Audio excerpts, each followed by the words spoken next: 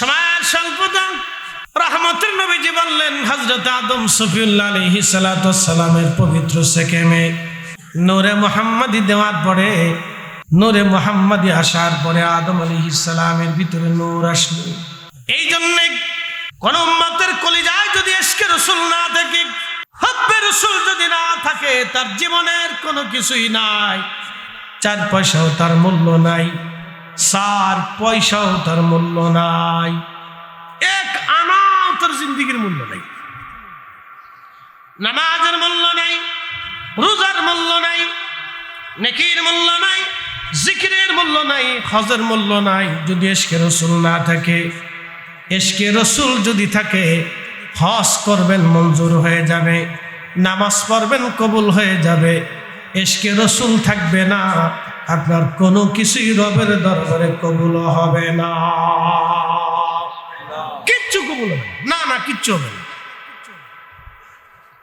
আপনার জীবনে কিচ্ছু নাই।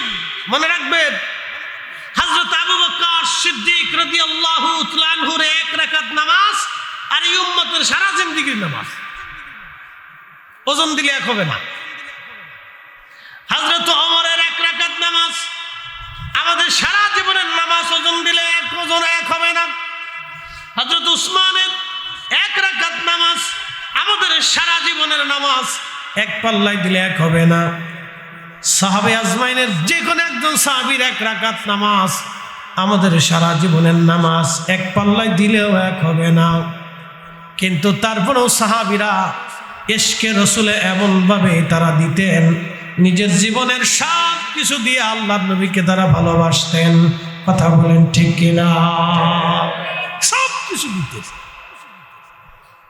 সব দিয়ে দিয়েছেন, কিছু রাখেন না, কোনো কিছু রাখেন না। আল্লাহর নবী সাহাবী সিদ্দিক আকবর, হযরতে বেলাল, ওয়াসিল কারনী, গাসলুল মালাকা হযরতে হামজালা, হযরতে তালহা, হযরতে আবু বকর, ওমর, উসমান, আলী, তালহা, জুবাইর, আব্দুর রহমান ইবনে আউফ, সাদ বিন আবি ওয়াক্কাস, আবু উবাইদা ইবনে জাররাহ, সাইদ ইবনে জুবাইর, রিদওয়ানুল্লাহি তাআলা আলাইহিম আজমাইন, আশারে মুবাশশিরিন, খুলাফায়ে রাশিদিন, আসহাবুন নবী, আম্মা জানেরা জীবনের সব দিলেন। বলে আম্মা জানরা কি দিলেন? একজন স্বামীর খেদমতে সারাটা জীবন কাটিয়েছেন। আম্মা জান আয়েশা বলেছেন, এমন মাস চলে গেছে, মাসের পর মাস আমার রাসূলের ঘরের মধ্যে চুলায় আগুন জ্বলে নাই। বলে নবী খেতেন কি? না খেয়ে এভাবে কেটে গেছে। আল্লাহর নবী, রহমতের নবী, পেটের মধ্যে পাথর বেঁধেছে। যদি কোনোদিন আপনি হজে চলে যান তো মদিনাতে যাবেন, মদিনা যাওয়ার পরে একটা জায়গা পাবেন, জায়গার নাম খন্দকের মাঠ। এই খন্দকের মাঠ দিয়ে, রাস্তা দিয়ে, খন্দক যেখানে, এখান দিয়ে এখন রাস্তা হয়েছে, কিন্তু সেই পাহাড় এখনো আছে। পাহাড়ে একটা ছোট্ট মসজিদ আপনি পাবেন। এই মসজিদের উপরে বসে নবীজি দিক নির্দেশনা দিয়েছেন, নামাজ পড়েছেন। তার নিচে আর একটা মসজিদ আছে, মসজিদে হযরতে সালমান ফার্সি। এইখানে সালমান ফার্সি বসে জিহাদের দিক নির্দেশনা দিলেন। তারপরে যে আর একটা মসজিদ আছে, মসজিদে আলী, এখানে হযরত আলী এবং ফাতেমা রাদিয়াল্লাহু আনহুমা, তারা দুইজন এখানে বসে বসে যুদ্ধের নেতৃত্ব দিয়েছিলেন। তার একটু দূরে আগাইয়া খন্দকের যে পাহাড় আছে, পাহাড়ের পেছনে আর একটা পাহাড় আছে, জাবালে আবু সিলা। যদি কোনোদিন যান, আপনাকে পরিচয় করাই দিলাম, জাবালে আবু সিলা। হযরত জাবের রাদিয়াল্লাহু আনহুর বাড়ির সামনে দিয়ে যাবেন, জাবালে আবু সিলা। জাবালে আবু সিলাতে একটা ছোট্ট গুহা আছে। এই গুহার ভিতরে নবীজি একাধারে 3 দিন 3 রাত সিজদায় পড়ে কেঁদেছিলেন। শুধু তার আওয়াজ ছিল এটা, ইয়া রব হাবিলি উম্মতি, আল্লাহ আমার উম্মত গুনাহ করে ফেলছে, আল্লাহ আমার উম্মতের উপায় কি হবে? 3 দিন 3 রাত পরে সিজদায় পড়ে কেঁদেছিলেন, ইয়া রব হাবিলি উম্মতি, ইয়া রব হাবিলি উম্মতি, আল্লাহ আমার উম্মতের উপায় কি হবে? আল্লাহ আমার উম্মতের উপায় কি হবে? 3 দিন পর্যন্ত রাসূল খাবার খান নাই। 3 দিন পর্যন্ত মদিনাতে জন্য কেঁদেছে, আমাদের জন্য কেঁদেছে, আমাদের মায়ায় পড়ে নবী কেঁদেছে, আমাদের ভালোবাসাই কেঁদেছে। মা যেমন কলিজার ভিতর থেকে, মা যেমন কলিজার ভিতর থেকে সন্তানকে ভালোবাসে, আমার নবীজি আমাদেরকে কলিজার ভিতর থেকে বেশি ভালোবাসতেন, মায়ের থেকে বেশি ভালোবাসতেন। যদি বিশ্বাস না করেন, তারিখ সিরাতের ভিতরে আসছে হযরতে সাইয়্যিদা আমেনা রাদিয়াল্লাহু আনহা তিনি নিজে বলেছেন হালিমাতুস সাদিয়া রাদিয়াল্লাহু আনহার কাছে, হালিমা রে, তুমি জানো না তুমি কাকে নিয়ে যাচ্ছ আমার কোল থেকে? ওরে হালিমা, তুমি আমার সন্তানের পরিচয় তুমি জানো না? হালিমা, তুমি কাকে নিয়ে যাচ্ছ আমার কোল থেকে? হালিমা রে, আমার সন্তান মুহাম্মদ আমিন যেদিন আমার কোল থেকে, আমার রেহেম থেকে দুনিয়াতে এসেছিল, হালিমা আমি শুধু নূর দেখেছিলাম, নূরের আলোতে সিনিয়ার রাজপ্রাসাদ আমি পরিষ্কার দেখেছিলাম। হালিমা আমি আরো দেখেছিলাম আমার এই সন্তান আমার রেহেম থেকে দুনিয়াতে আসার পরে আমি দেখলাম আমার সন্তান, দুনিয়ার অন্য অন্য সন্তানরা কান্না করে, কিন্তু আমার এই সন্তানকে আমি সেজদারত অবস্থায় দেখেছিলাম। শুধু সেজদারত অবস্থায় দেখে না রে হালিমা, আমি আরো দেখেছি আমার এই সন্তান সেজদার মধ্যে পড়ে পড়ে একটা বাক্য বলে চিৎকার মেরে মেরে কাঁদতেছিল, ইয়া রব হাবিলি উম্মতি, ইয়া রব হাবিলি উম্মতি। একবার জোরে বলা যাবে কি ইয়া রাসূলুল্লাহ? তিনি আমার নবী জাবাল আবু সিলাতে নবীজি কান্না করলেন একাধার 3 রাত 3 দিন। যদি কোনোদিন মদিনাতে যাওয়ার সুযোগ হতে এখানে যাবেন, আপনাদেরকে পরিচয় করে দিবেন। যারা আপনাদেরকে হজে নিবে ওরা অনেকেই, ওদের অনেক লোক নিজেরাও জানে না এখানে কি আছে, এরা নিজেরাও জানে না, এরা নিজেরাও জানে না। আমি গেছিলাম, আমার মদিনা ইউনিভার্সিটির একটা ছেলে ছিল বাড়ি সিলেটে, বিশ্বনাথ আলিয়া প্রিন্সিপাল মহোদয় সাবকেবলা ফুলতুলি রহিমুল্লাহর সন্তান, রোহানি সন্তান, প্রিন্সিপাল সাহেবের জামাতা, মদিনা ইউনিভার্সিটিতে পড়ে। তো ছেলেটা আমরা সব ঘুরে ঘুরে দেখেছি, সাব আউকা তোমরা যে ঘুরাই লইয়ে দেখে, দেখাও রে বালা জিনিস। তো ইউনিভার্সিটিতে পড়েও সব চিনি। তো গত হাজে ও আমাকে দেখেছে, খুব ভালো ছেলে, খুব ভদ্র ছেলে, নিজের গাড়ি ছিল, ধনী পরিবারের ছেলে, নিজেরই গাড়ি, নিজের গাড়ি দিয়ে ঘুরাই ঘুরাই আমরা দেখেছি। তো জাবাল আবু সিলা, আল্লাহু আকবার, 3 দিন 3 রাত রহমতের নবী এখানে সিজদায় পড়ে কেঁদেছিলেন। যদি কোনোদিন যান তো এখানে যাবে। আমরা দোয়া করছি, মিলাদ শরীফ পড়লাম, ফেন্সুগঞ্জ জালিয়ার ভাইস প্রিন্সিপাল মহোদয় ছিলেন। তা আমরা মিলাদ শরীফ পরে দোয়া করার পরে আমরা নেমে আসতেছি, এমন সময় দিয়ে আফগানিরা দৌড়ে আসতেছে, আফগানি হাজিরা, ওরা ওই রাস্তা চিনে নেই, যাবো হজরতে জাবের রাদিয়াল্লাহু আনহুর বাড়ি এখান থেকে রাস্তা আছে, ওরা চিনে নেই। ওরা ওই খন্দকের পাহাড় পার হয়ে তারপরে আসতেছে, আই সর্বনাশ, ওটা দিয়ে পাহাড় বাইতে করে মারাতে। এই জন্য ওরা ফাঁকে আমেরিকানরা একবারে বাটাম চালান দিয়ে দেশ থেকে দিচ্ছে, হ্যাঁ মারাত্মক বাটাম চালান দিয়ে দিচ্ছে, পাহাড় বাইয়ে বাইয়ে তারপরে আসতেছে, দৌড়াই বাটাম চালান বোঝেন নাই, লাঠি চালান দিচ্ছে, একবারে কায়দা মতো মেরে দিচ্ছে। এটা আমরা ফরিদপুরি ভাষাকে বাটাম চালান আর কি। মারাত্মক পাহাড় বাইতে পারে তারা। দেখলাম যে খন্দকের পাহাড় বেয়ে বেয়ে ওরা দূরে আসতেছে, আরে সর্বনাশ, পাহাড় কেমনি পায় ওরা? খুব মনোযোগ দিবেন হাজিরিন, এই জায়গাটা অনেকেই জানে না।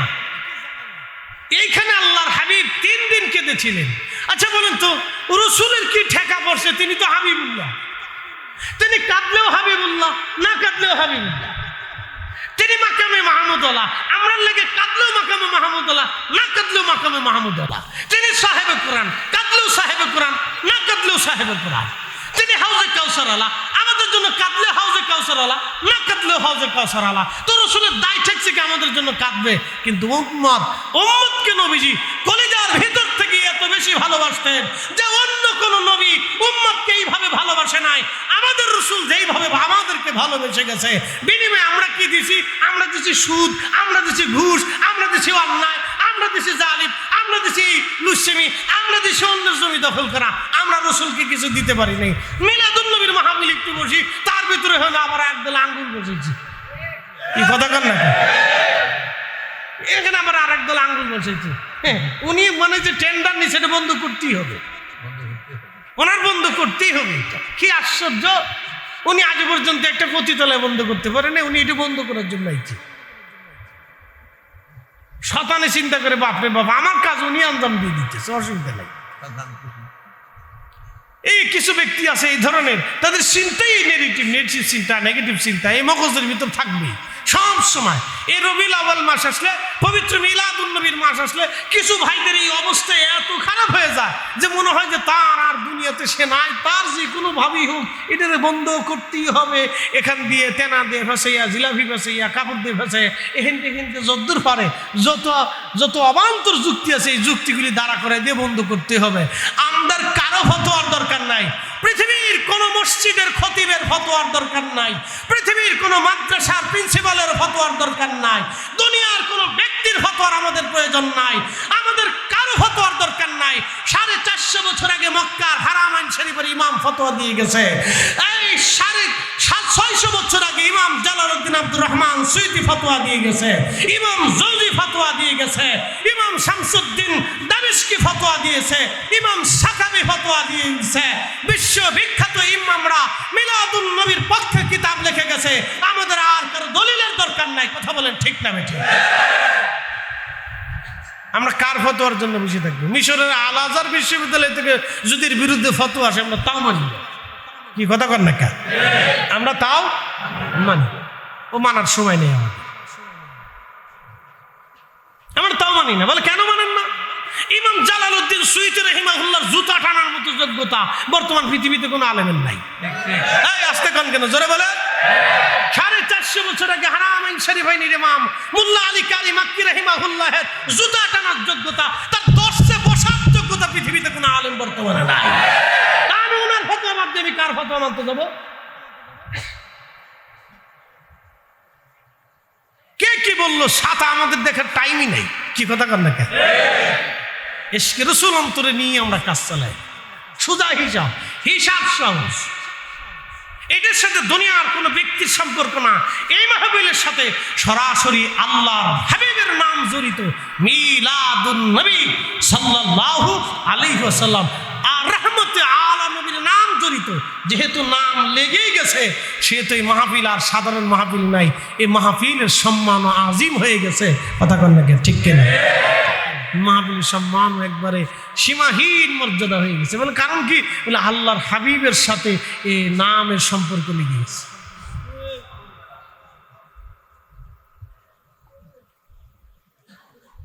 খুব মনোযোগ দিবেন হাজিরিন।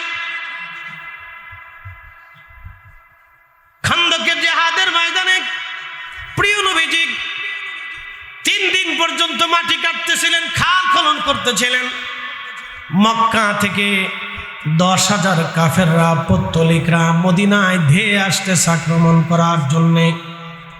তাদের চিন্তা মদিনা আর রাখবো না, একেবারে মদিনাতুল মুনাওয়ারা আমরা নিঃশেষ করে দিব। 10,000 কাফির অস্ত্র শস্ত্রে সজ্জিত হয়ে মদিনার দিকে ধেয়ে আসতেছে। আল্লাহর নবী বট বসলেন, সাহাবায়ে কেরাম পরামর্শ দিতে লাগলেন। বয়োবৃদ্ধ সাহাবী হযরত সালমান ফারসি রাদিয়াল্লাহু আনহু, যিনার বয়স হয়েছিল 250 বছর। 250 বছর পর্যন্ত তিনি হায়াত পেয়েছিলেন। সালমান ফারসি রাদিয়াল্লাহু আনহু 250 বছর পর্যন্ত দুনিয়াতে বেঁচে ছিলেন। প্রিয় নবী আসার বহু বছর আগে তিনি জন্ম নিয়েছিলেন। ওনার ইসলাম গ্রহণের ঘটনা অনেক বড় বিরল। শত শত বছর উনি গির্জায় কাটিয়েছেন আল্লাহ পাওয়ার জন্য, কিন্তু আল্লাহ পান নাই। ওনার জীবনের একেবারে শেষ যিনি পাদ্রী, তার বাড়ি ছিল ইরানের কোন এক গির্জাতে। তিনি জঙ্গলের ভিতরে এই গির্জার ভিতরে তিনি প্রায় 30 বছর এই পাদ্রীর খেদমত করেছেন। পাদ্রী মারা যাবে, সালমান ফারসি রাদিয়াল্লাহু আনহু তখন বৃদ্ধ হয়ে গেছেন, চুল দাড়ি পর্যন্ত পেকে গেছে। সালমান ফারসি রাদিয়াল্লাহু আনহু ওই পাদ্রীকে বললেন, পাদ্রী আপনি তো এখন মারা যাইতেছেন, আপনি আমাকে এমন একজন পাদ্রীর ঠিকানা দেন যার খেদমতে গেলে আমি আখিরাত পাবো। ওই পাদ্রী ডাক দিলেন, সালমান, সারা পৃথিবীতে তন্ন তন্ন করে আমি বুজুর্গ কোনো পাদ্রীর সন্ধান আমার কাছে নাই। সালমান রে, এমন কোনো বুজুর্গ পাদ্রীর সন্ধান আমি তোমাকে দিতে পারবো না সারা দুনিয়াতে, যার কাছে গেলে তুমি আখিরাত পাবে। তবে তাওরাত, জবুর আর ইনজিলের বিধান মোতাবেক, নিদর্শন মোতাবেক সালমান, সময় ঘনিয়ে গেছে। তুমি যদি পারো আখিরি নবী রাহমাতুল লিল আলামিন দুনিয়াতে তশরিফ আনবে, তুমি তার কাছে যে কালেমা পড়ে তার সাথী হয়ে যাও। সালমান ফারসি বললেন, পাদ্রী, আখিরি নবী আসবে, কোথায় গেলে তাকে পাওয়া যাবে? আমার তো ওই নবী দরকার। বলতেছে, শোনো, কোন দেশে আসবে আমি জানি না, তাওরাত আর জবুর আর ইনজিলের নিদর্শন অনুযায়ী যে অঞ্চলে বেশি পরিমাণে খেজুরের বাগান হবে ওই দেশে আখিরি নবী আসবে। আর শোনো, আমার নবীজির নিদর্শন হলো তিনি সদকা খাবে না, কিন্তু হাদিয়া গ্রহণ করবে। আর একটা নিদর্শন তুমি তার মধ্যে পাবা, পবিত্র পৃষ্ঠ মুবারকে নবুয়তের একটা মোহর তুমি পাবা। কবুতরের ডিমের মতো পিঠ মুবারকে একটা মোহর যদি দেখো, তাহলে বুঝবা সালমান তিনি আখিরি নবী। যদি তুমি পারো তো ওই নবীকে খুঁজতে খুঁজতে পাও, যদি ওই নবী তুমি পেয়ে যাও সালমান, তাহলে তোমার জীবন ধন্য হয়ে যাবে।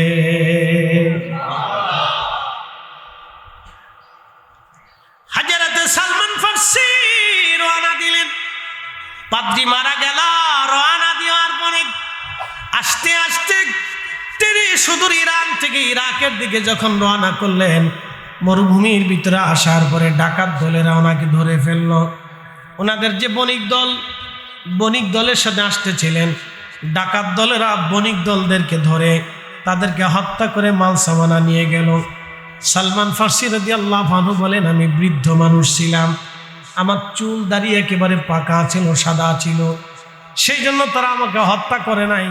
আমার হাত পা বেঁধে ওরা নিয়ে আসলো, ইরাকের কুফার বাজারে উঠাইলো বিক্রি করার জন্যে। আমি ইরাকের বাজারে আমার হাত পা বেঁধে রেখেছি, সকাল থেকে সন্ধ্যা পর্যন্ত কোনো মানুষ আমার দাম জিজ্ঞাসা করে নাই।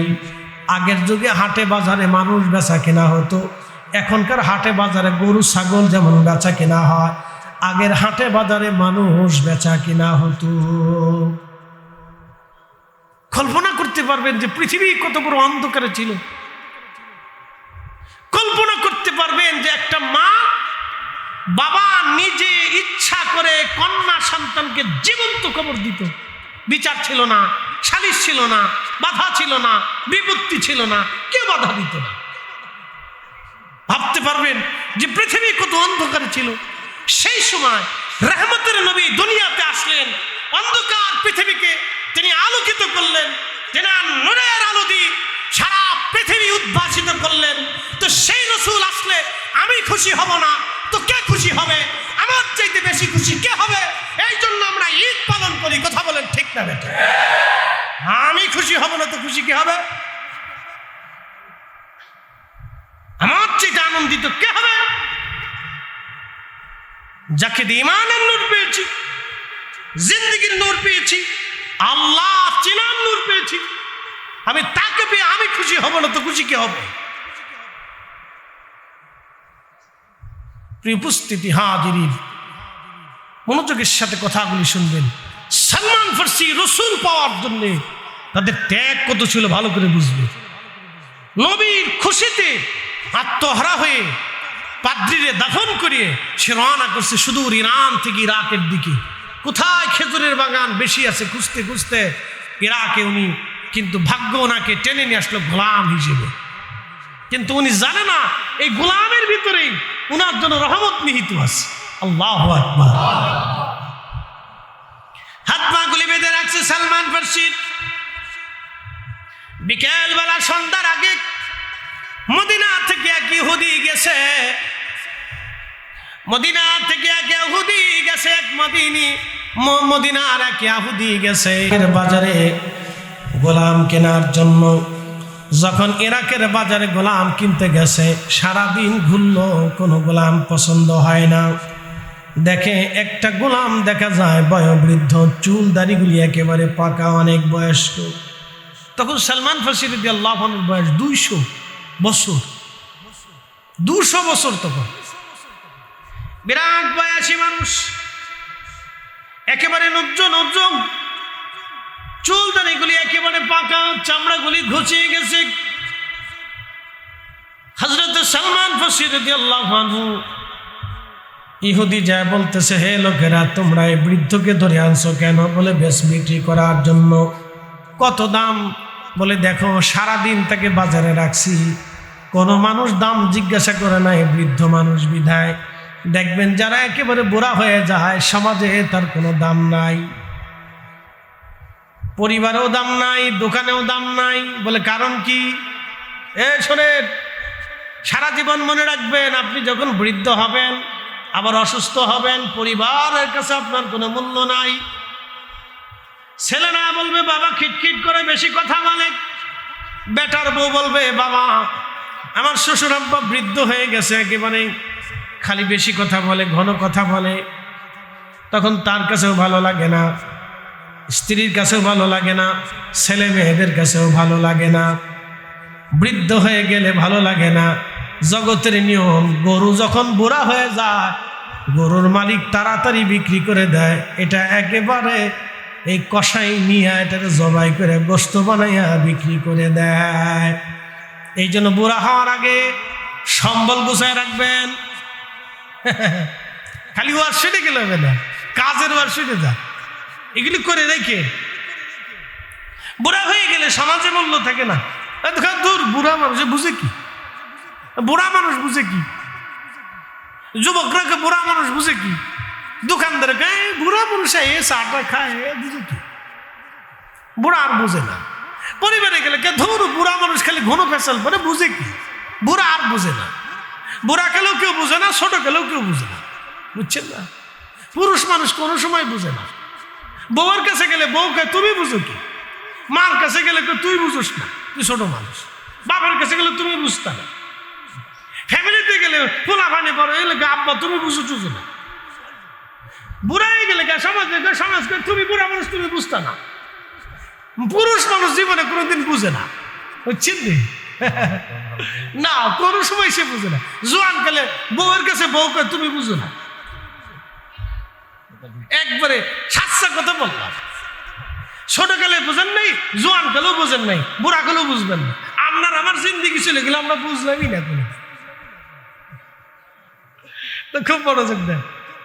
এই জন্য সালমান ফার্সি বুড়া দেখিয়া কেউ দাম জিগিয়ে না। বলে আমরা বুড়া মানুষ ধরে এনে বিপদে পড়ছি, তুমি যা খুশি মনছে দিয়ে লয়ে যাও, এটা কেউ দাম টাম জিগে না। আচ্ছা কমতি 200 বছরের বয়সে বুড়া দিয়ে মানুষ কি তা করবো? এই জন্য বৃদ্ধ কোনো রিক্সাওয়ালা হলে 10 টাকার ভাড়া 30 টাকা দিবে, মনে থাকবে? যদি কোনোদিন বৃদ্ধ রিক্সাওয়ালা দেখেন, দিন মজুর দেখেন, কাজের লোক দেখেন, ভাববেন সে ভিক্ষায় নামে নাই, সে তার পরিশ্রম শেষটা দিয়া পরিশ্রম করে রুটি রুটি করে খাইতে চাইতেছে, বেতন 100 টাকার জায়গায় 500 টাকা দিয়ে খুশি হবে, দোয়া করবে। যুবক আপনাকে বলতেছি, যদি কোনোদিন দিন মজুর রিক্সাওয়ালা, দিন মজুর চাকরিওয়ালা, এই আপনার খেটে খাওয়া মানুষ ছোটখাটো ব্যবসা নিয়ে বসে রয়েছে, ব্যবসা কিনা নাই, বৃদ্ধ মানুষ বসে রয়েছে, তো তার কাছ থেকে মাল কিনে নিয়ে আসবেন, প্রয়োজন নাই তারপরেও কিনে নিয়ে আসবেন। হ্যাঁ, খুশি হবে। এগুলি শিখে যান, এগুলি কাজের জিনিস। আমরা কাজ ছাড়া খালি অকাজ করি, কাজ ছাড়া অকাজ করি, এগুলি কিনে নিয়ে আসবেন। ও বৃদ্ধ মানুষ বসে বিক্রি করতেছে, বুঝবেন কোনো বিশেষ কোনো প্রয়োজনে এই বেটা বসে বিক্রি করতেছে। হ্যাঁ, ভিক্ষা করে নাই, সে কাজ করে খাতে চেষ্টা করতেছে, তো ওনার কাছ থেকে কিনে আনবেন। বৃদ্ধ রিক্সাওয়ালা পেট্রোল মারতেছে, 10 টাকা ভাড়া 50 টাকা দিবে। মনে রাখবেন, সে ভিক্ষা করতেছে না, সে কাজ করে খাওয়ার, তার জীবনে শেষ চেষ্টা দিয়ে চেষ্টা করতেছে কাজ করে খাওয়ার জন্য। বৃদ্ধ মানুষ দোকানে বসে রয়েছে, আপনি দেখবেন যে বৃদ্ধ মানুষ 2 কাপ চা খাওয়াবেন, একটা বিস্কিট কিনে দিবেন, নাহলে ভালো কিছু কিনে দিবেন, নাহলে একটা 2টা কলা কিনে দিবেন, খাওয়াবেন, তাকে নাস্তা করাবেন। চাচা কি খাবেন? খান, আমি আজকে আপনাকে খাওয়াবো। খুশি হবে, দোয়া করবে। এগুলি কাজ করেন। কিছু কিছু ভালো কাজ আছে যেগুলি করলে আল্লাহর পক্ষ থেকে আপনার উপর তাইদ আসবে। ও বৃদ্ধ এখানে বসে দোয়া করবে, আপনার জিন্দেগিতে কোনোদিন রিজিকের অভাব হবে না। একসাথে বলবেন আল্লাহু আকবার।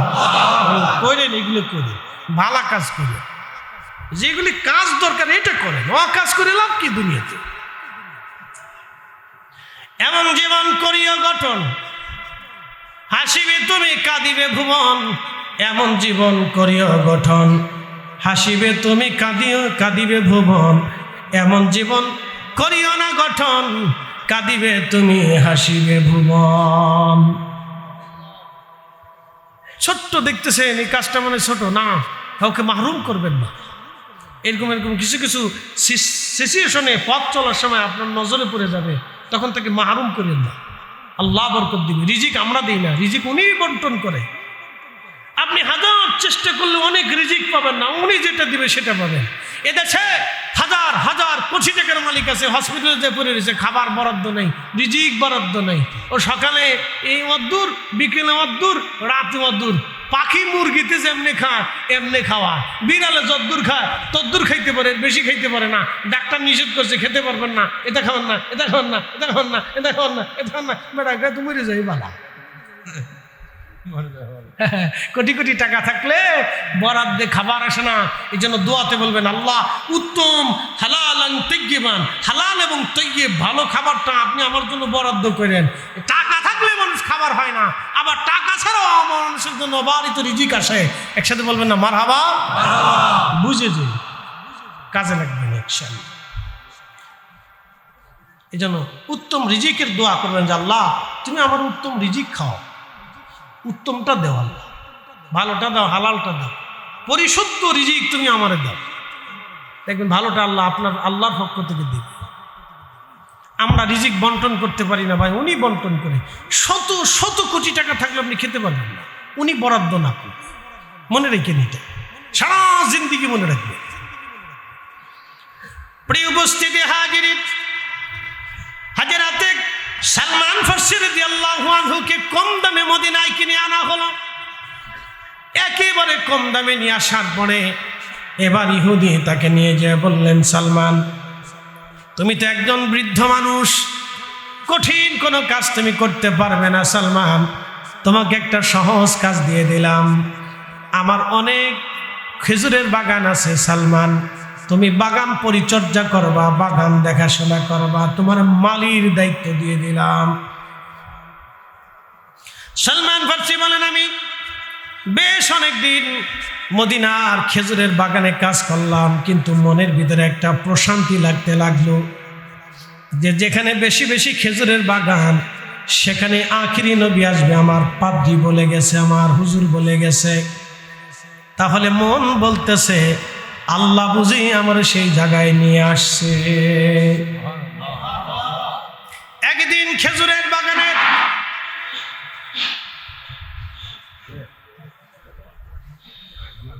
রে তুই পড়ে গেলি না মাইক পড়ে গেল কোনটা? আচ্ছা অসুবিধা নেই। এ হয়েছে কি যান্ত্রিক ত্রুটি হতেই পারে, এ তো ওদের হাতে কিছু নেই। আমরা একসাথে বলি না আল্লাহু আকবার। সালাতুন ইয়া রাসূলুল্লাহ আলাইকুম সালামুন ইয়া,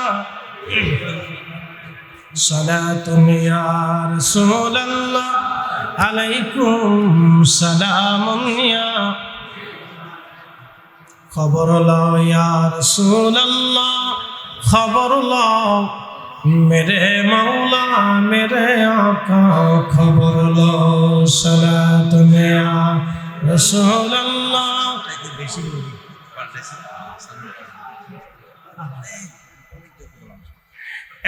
খুবই মনোযোগ দিবেন।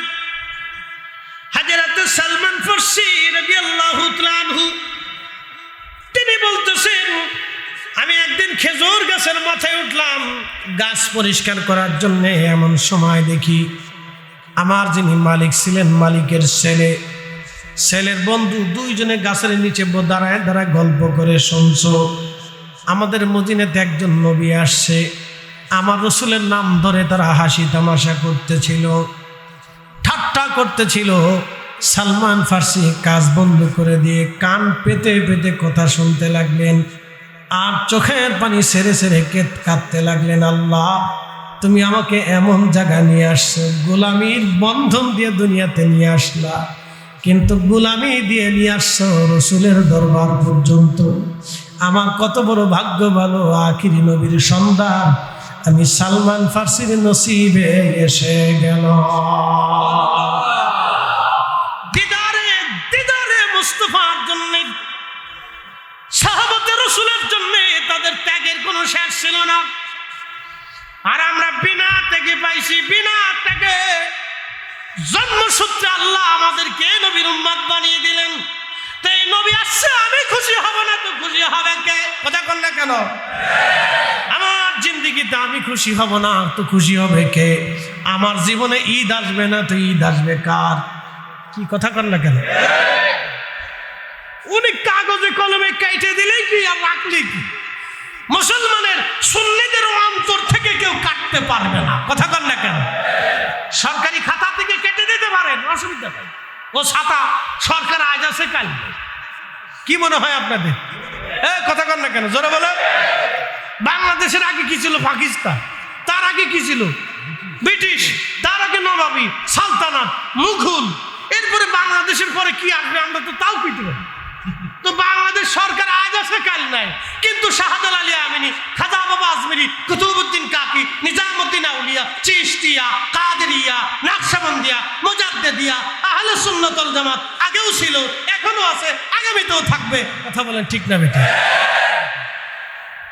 সরকারি খাতা কলমে কি থাকলো না থাকলো ও সাতার চিন্তা আমরা করি না।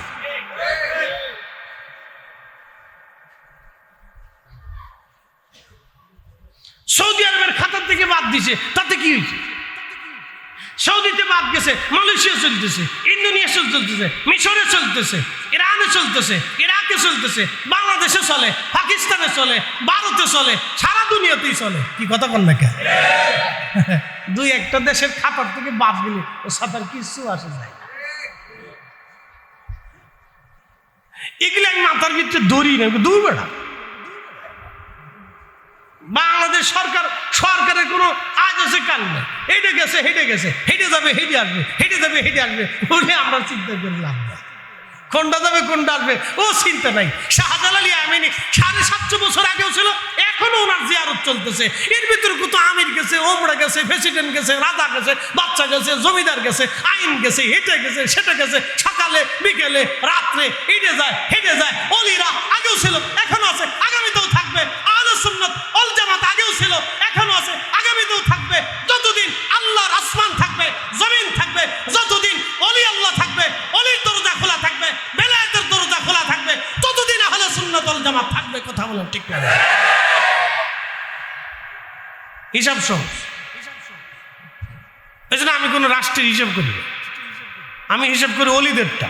কাদেরিয়া, চিশতিয়া, নকশবন্দিয়া, মুজাদ্দিদিয়া, সোহরাওয়ার্দিয়া, ওসমানিয়া, নিজামিয়া, এইটার হিসাব করি। আমি কোন ওই সাম্রাজ্যের হিসাব করি না।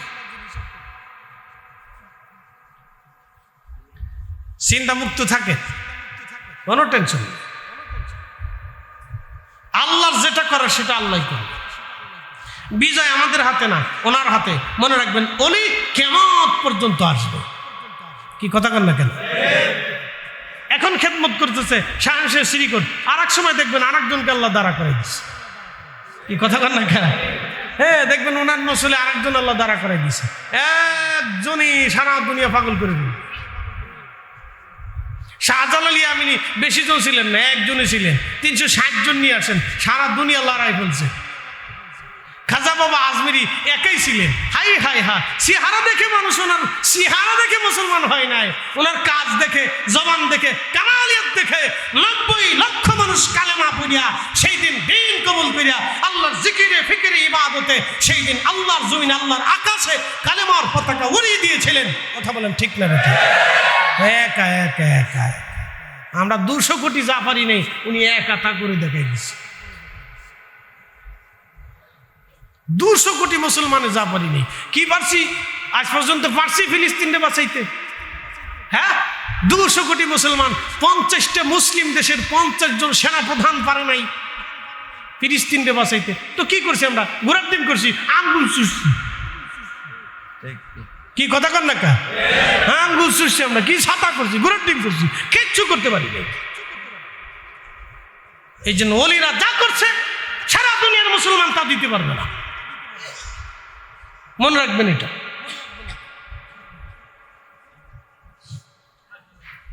প্রিয় উপস্থিতি হাজিরিন, হযরতে সালমান ফারসি রাদিয়াল্লাহু আনহু বলেন, আমি সব কিছু ঠিকানা নিলাম, সন্ধ্যাবেলা মালিকের কাছে গেলাম, মালিক আপনি আমার একটু ছুটি দেন। কোথায় যাবি সালমান? বলে আমি বৃদ্ধ মানুষ, মদিনার বাজার থেকে ঘুরে আসি, আমি বাগান থেকে কিছু খেজুর কেটেছিলাম, খেজুরগুলি নিয়ে রওনা করলাম। মালিক আমার ছুটি দিল, চলে গেলাম খুঁজতে খুঁজতে মেজবানে রাসূল হযরত আইয়ুব আনসারী রাদিয়াল্লাহু তাআলা আনহুর বাড়ি। যেতে যেতে দেখলাম পূর্ণিমার চাঁদ মাঝখানে বসে আছে আর চারিপাশে নক্ষত্ররা বসে আছে। পূর্ণিমার চাঁদ মাঝখানে বসা, চারিপাশে নবীজির চারপাশে নক্ষত্রগণ বসে আছে। আমি আস্তে করে চুপচাপ বসে গেলাম। আল্লাহ নবীজি মেহবুবে আলা নবী কথাবার্তা শেষ করলেন। আমি খেজুরগুলি সামনে নিয়ে বললাম, ইয়া রাসূলুল্লাহ, আপনার জন্য কিছু সদকা এনেছি, কবুল করেন সদকা। আমার উস্তাদ পাদ্রী বলেছিল, সালমান নবীজির বৈশিষ্ট্যের ভিতরে একটা বৈশিষ্ট্য হলো তিনি সদকা খাবে না, কারণ নবীদের জন্য সদকা খাওয়া হারাম, দান খাওয়া হারাম, এবং আহলে বাইতে রাসূল যারা ছিলেন তাদের জন্য সদকা খাওয়া হারাম। আল্লাহু আকবার! না না, জোরে জোরে জোরে। তাদের মর্যাদার হিসাব এখান থেকে বুঝে যাবেন। দুনিয়ার সবার সদকা খেতে পারবে, কিন্তু আহলে রাসূলরা সদকা খেতে পারবে না, মনে রেখেন, এটা তাদের মর্যাদা। আমরা সদকা খাবো, আমরা সদকা খাবো না, আহলে রাসূলরা সদকা খেতে পারবে না, এটা তাদের মর্যাদা। আল্লাহ তাদের জন্য এটাকে বৈধ রাখেন। মুসলমান শোনেন, সালমান ফারসি যখন তিনি খেজুর দিয়ে বলেন, হুজুর আমি সদকা আনছি, দান আনছি, আপনি দান নেন, আপনার জন্য আনছি। প্রিয় নবী মুস্কি হাসি দিলেন, হাসিটা দিয়ে নামটা বললেন সালমান।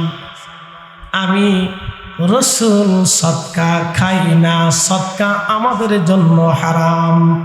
জোরে বলা যাবে কি মারহাবা?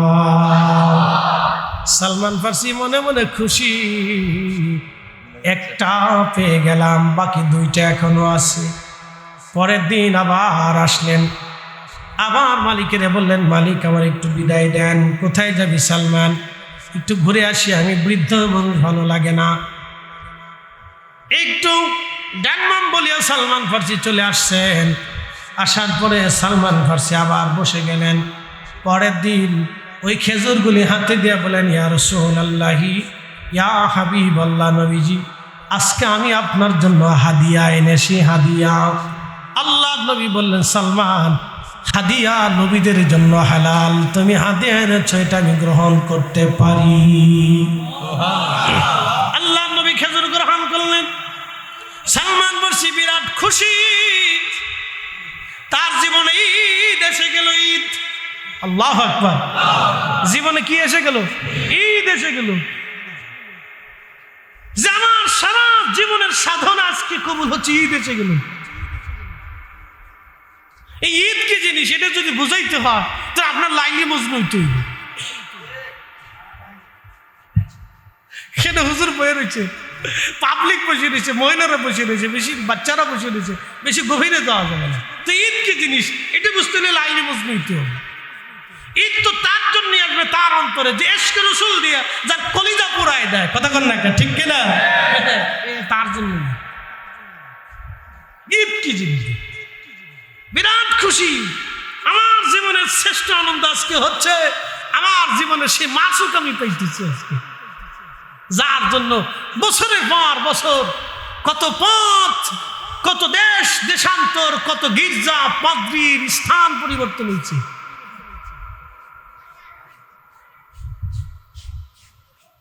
পরের দিন চিন্তা করলেন, রাতে যাব না, আজকে দিনেই যাব, কারণ নবুয়তের মোহর পৃষ্ঠ মোবারকে দেখতে হবে। সেদিন খেজুর গাছের কাঁচ বাদ দিয়ে আস্তে করে বাগান থেকে পালায় চলে আসে।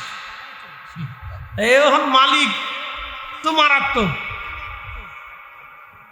হ্যাঁ আইসা বাগানে এসে দেখে সালমান নাই, তো চিন্তা করলেন কোথায় গেছে, ও তো ফিরে আসবে, পালিয়ে তো যেতে পারবে না, তো ফিরে যেহেতু আসবে তো আজকে বাগানে পালিয়ে থাকবো, দেখি কোথার থেকে আসবে, কাঁচ ফাঁকি দেওয়া। সালমান ফার্সি বললেন আমি কাজ ফাঁকি দিয়ে দিনের ভাগে রওনা দিক দরবারে মুস্তফাতে চলে গেলাম। আমি জামাত পরে দেখি নবীজি বসে আছেন, সাহাবায়ে কেরাম সামনে বসা। আমি আজকে আল্লাহর হাবিবের পিছন মোবারকে বসে গেলাম, উদ্দেশ্য পৃষ্ঠ মোবারকে নবুয়তের মোহর আমি দেখবো। আজ আমি বসে আছি, রহমতের নবীর দরওয়াজাতে খবর পৌঁছে গেল সালমান ফার্সি বারবার কেন আসে। আল্লাহর হাবিব পিঠ চুলকানোর নাম দিয়ে, নবীজি পিঠ চুলকানোর নাম দিয়ে পবিত্র কাপড় জুব্বা উঠাইতে লাগলেন।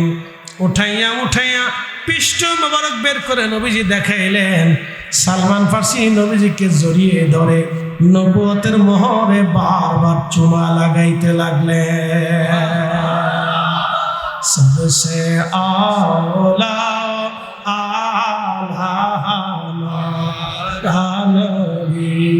सबसे भाला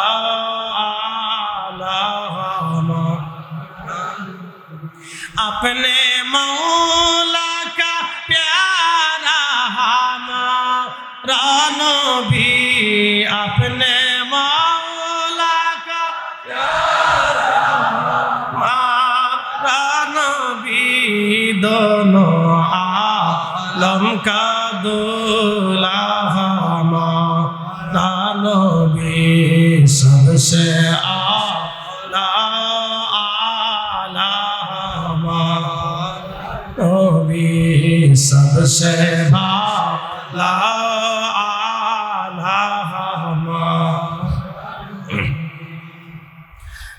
রঙ্গনিয়াবাসী খুবই মনোযোগ দিবেন। ভাইজান আমার, সালমান ফার্সি রাদিয়াল্লাহু আনহু নবীর পিছন মোবারকে নবুয়তের মোহর মোবারকে বারবার বারে বারে চুমা লাগায় সাহাবীরা ছুটাইতে গেলেন। হে বৃদ্ধ তুমি করো কি, প্রিয় নবীর কষ্ট হয়। আল্লাহ নবী বললেন সাহাবীরা সরে যাও, বাধা দিও না, অনেক দিনের আশা সালমানের আজ পুরা হতেছে। চুমা খেলেন, চুমা খাওয়ার পরে সালমান ফার্সি রাদিয়াল্লাহু আনহু বলেন হুজুর আমার আর বুঝার বাকি নাই, আমি বুঝে ফেলেছি আপনি আখিরি নবী, মেহেরবানি করে কালেমা পরে আপনি আমার দীক্ষা দিয়ে দেন না। ইলাহা ইল্লাল্লাহু মুহাম্মাদুর রাসূলুল্লাহ সাল্লাল্লাহু আলাইহি ওয়াসাল্লাম। কালেমা পরে চলে গেলেন। বাগানে মালিক চুপচাপ বসে আছে। সালমান ফার্সি রাদিয়াল্লাহু আনহু বাগানে ঢুকলেন। মালিক দেখে বললেন হে বুড়া কোথায় গিয়েছিলি বল। সালমান ফার্সি বললেন মালিক মুসলমান মিথ্যা বলে না, আমি আমার রসুলের দরবারে যে কালেমা পড়ে মুসলমান হইছি। এই কথা বলার পরে ইহুদি তাকে মারতে শুরু করলেন, এমন মার দিলেন প্রত্যেকটা আঘাত মুখের মধ্যে বসে গেল। উনি বৃদ্ধ মানুষ ছিলেন, খাবার বন্ধ করে দিলেন। মাঝে মধ্যে হাত পা বেঁধে চাবুক দিয়ে পিটানো হতো, চামড়াগুলি খসে খসে ছিঁড়ে ছিঁড়ে রক্ত পড়তে লাগলো। ওষুধ ব্যবহার করতে দিত না। রাতের আধারে প্রচণ্ড ব্যথায় সালমান ফার্সি বহু রাত ঘুমাইতে পারেন নাই। অপরাধ কি? শুধু কালেমা পড়েছিল সেই দিন। অপরাধ কি? শুধু কালেমা পড়েছিল। অপরাধ কি? ইশকে রাসূল দিয়ে কলিজা ভরে রেখেছিল। অপরাধ কি? দরবারে মুস্তাফার গোলাম হয়েছিল। অপরাধ কি? নবীজির খাদমতে যাইয়া নবীজির সাহাবী হয়েছিল। এই অপরাধে সেই মালিক তাকে বহুদিন পর্যন্ত মারতে লাগলো। খাবার দাবার বন্ধ হয়ে গেল, প্রচন্ড নির্যাতন সহ্য করতে না পারে আল্লাহর হাবিবের বারগাহে একদিন বসে বসে কান্না করে। নবীজি বললেন, সালমান, কি জন্য তুমি কান্না করো? বলে, হুজুর, কালেমা পড়ার কারণে, আপনার কদমে আসার কারণে আমার মালিক, আমি তো তার গোলাম, আমাকে এমনভাবে অত্যাচার করে। জুব্বা খুলে দেখায় বলেন, হুজুর, আমার পিঠের মধ্যে জায়গায় জায়গায় চাবুকের দাগ পড়ে আছে, গোশত চামড়াগুলি জায়গা জায়গা থেকে উঠে চলে গেছে, ঘা হয়ে গেছে। হুজুর, আমার খাবার বন্ধ করে দিয়েছে নবীজি, আমি বৃদ্ধ মানুষ, এই অত্যাচার আমার সহ্য হয় না। হুজুর, আমাকে ক্ষমা করবেন, মনে হয় আমি আর বেশি সময় বাঁচতে পারবো না গো নবীজি। আল্লাহ নবী তার কষ্টখানা দেখার পরে বলেন, সালমান, তোমার মালিকের যাইয়া বলো, কোন বিনিময়ে কি তোমার মালিক তোমাকে আজাদ করে দিবে কিনা। সালমান ফার্সি চলে গেলেন, ইহুদির কাছে যা বললেন, মালিক রে, তুমি তো আমাকে কিনে আনছিলে, আমি তোমার গোলাম, বলো কোনো বিনিময়ে কি তুমি আমাকে মুক্ত করবানি। ইহুদি জবাব দিল, সালমান, মুক্ত করে দিতে পারি, কিন্তু শর্ত হলো যদি তুমি 400 খেজুরের গাছ আমাকে লাগাই দিবা। 400 খেজুর গাছের ভিতরে 1 বছরে খেজুর ধরা লাগবে। একটা খেজুর গাছে যদি খেজুর না ধরে শর্ত বাতিল, একটা খেজুর গাছ মরে গেলেও শর্ত বাতিল। দুনিয়াতে কোনো নজির নাই 1 বছরে খেজুর গাছে খেজুর ধরে, আর 400 গাছ লাগাইলে 2-1টা তো মারা যাবে, 400 গাছ তো আর বাঁচবে না। সালমান ফার্সি নবীজির দরবারে বসে কাঁদে। আল্লাহর নবী বলেন, সালমান, তুমি কাঁদো কেন? বলে, হুজুর, আমার মালিক আমাকে এমন শর্ত দিয়েছে, আমি সালমানের পক্ষে এই শর্ত পালন করা সম্ভব না। বলে, কি শর্ত বলো? বলে, হুজুর, শর্ত হলো 400 খেজুরের গাছ লাগাই দিতে হবে, 1 বছরে খেজুর ধরতে হবে। 400 গাছের একটা গাছে যদি খেজুর না ধরে শর্ত বাতিল, একটা গাছ মরে গেলেও শর্ত বাতিল। হুজুর, এটা তো আমি সালমানের পক্ষে আদৌ সম্ভব না। নবীজি বললেন, সালমান, তুমি চিন্তা করো না, তোমার মালিকের যা বলো, তুমি শর্তে রাজি। বলি, ইয়া রাসূলুল্লাহ, কি করে আমার পক্ষে সম্ভব? প্রিয় নবী বললেন, সালমান, তোমার খেজুরের গাছ আমি নবী নিজে হাতে লাগাইয়া দেব। চিৎকার করে জোরে বলবেন কি আল্লাহু আকবার? বলবেন কি ইয়া রাসূলুল্লাহ? তিনি নবী, তিনি নবী, তিনি নবী, তিনি নবী। সালমান ফার্সি দৌড়ে বলি, মালিক, তোমার শর্তে রাজি। বেটা মনে করছে, হায় হায়, সালমান পাগল হয়ে গেছে, পুরো জীবনে তোরে শিক্ষা দিব, কালেমা পড়ার ঝাল মিটিয়ে দেব। ও আমার কাছ থেকে আজাদ চায়, দেখি কেমনে সে মুক্ত হয়। কারণ 1 বছর ধরবে না, আর 400 খেজুর গাছের একটা খেজুর গাছ তো দিয়ে একটা মারা যাবে, শর্ত বাতিল হয়ে যাবে অটোমেটিক।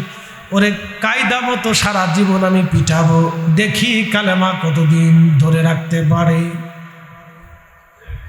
কিন্তু বেটা জানে না রহমতের নবীর হাতের ওজন কত বড়।